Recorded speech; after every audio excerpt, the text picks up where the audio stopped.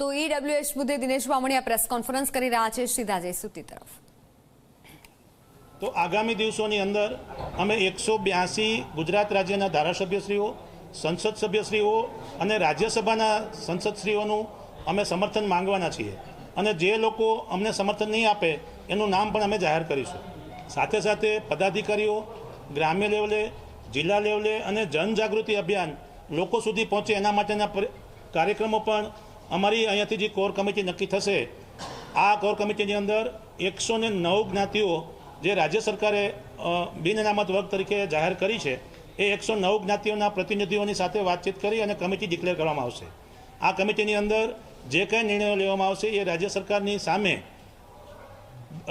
થોડાક દિવસોની અંદર ફરીથી એકવાર રજૂઆત કરીને અમે આ બાબતમાં આગળ વધીશું કે જિલ્લા લેવલે, તાલુકા લેવલે અને ગ્રામ્ય લેવલે જિલ્લા પંચાયત અને તાલુકા પંચાયતની ચૂંટણીમાં અનામત દાખલ કરવામાં આવે ઈડબ્લ્યુએસની કેટેગરી માટે અને ઝવેરી કમિશનના રિપોર્ટના આધારે જે કંઈ ખામીઓ થઈ છે, જે કંઈ અનામત દાખલ કરવામાં ભૂલો થઈ છે એ ત્વરિત દૂર કરવામાં આવે।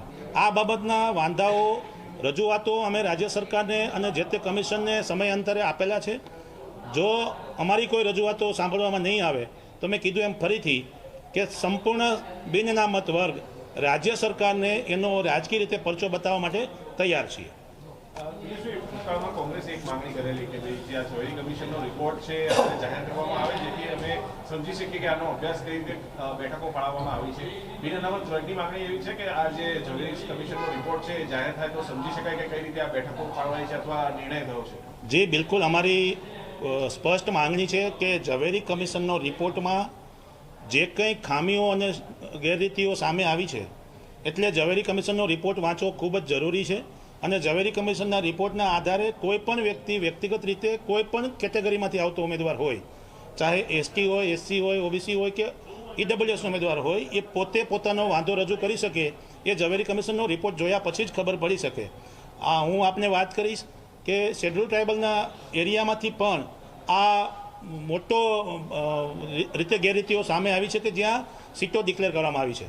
એટલે જે ઝવેરી કમિશનનો રિપોર્ટ જોયા વગર કોઈ પણ વસ્તુનું આગળ ડિક્લેરેશન ન થાય છતાં પણ રાજ્ય સરકારે અનામત લાગુ કરી છે।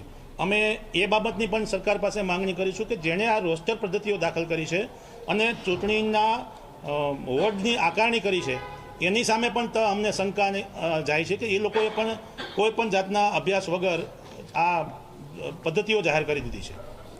સુપ્રીમ કોર્ટે તો જે કહ્યું તેમાં તો યુનિટ બેઝ રિઝર્વેશનની વાત અમને ફ્લેટ રિઝર્વેશન આપ્યું છે, એની સામે કેમ બોલતા નથી?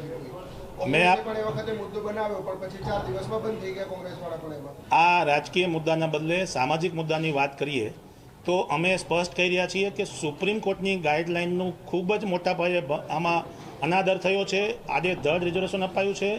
રોસ્ટર કરતાં પણ મહત્ત્વની બાબત એ છે કે રિઝર્વેશન ઇમ્પેરિકલ ડેટા મુજબ આપવાનું હતું, નહીં કે ફ્લેટ રિઝર્વેશન। અને ફ્લેટ રિઝર્વેશન આપવા સાથે સાથે એને આઈડેન્ટિફાઈ કરવું જોઈએ કે કયા વોર્ડની અંદર, કયા બ્લોકની અંદર કોની કેટલી વસ્તી છે। રિઝર્વેશનનો જે રોસ્ટરનો જે ક્રમાંક નક્કી કરવાનો છે એ ક્રમાંક નક્કી કરવા માટેના પણ ક્રાઇટેરિયામાં ઉલ્લંઘન કરવામાં આવ્યો છે।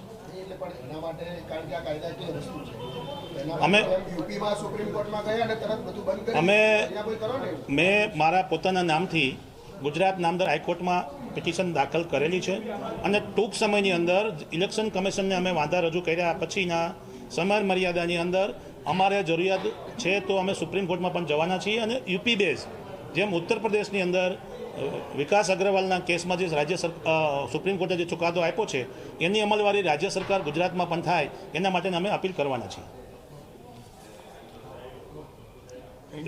ખબર હવે બંને સમાજો વચ્ચે ત્યારે જે ખાસ મહત્વની બેઠક મળી હતી તેમાં 10% ઈડબ્લ્યુએસ અનામતની માંગ કરવામાં આવી છે। દિનેશ બામણીયા સહિતના આગેવાનો પણ બેઠકમાં હાજર રહ્યા। 182 ધારાસભ્યો અને સાંસદો પાસે સમર્થન મંગાવ્યું છે। જે અમને સમર્થન નહીં આપે તેમનું નામ પણ જાહેર કરીશું તેવું જણાવ્યું છે।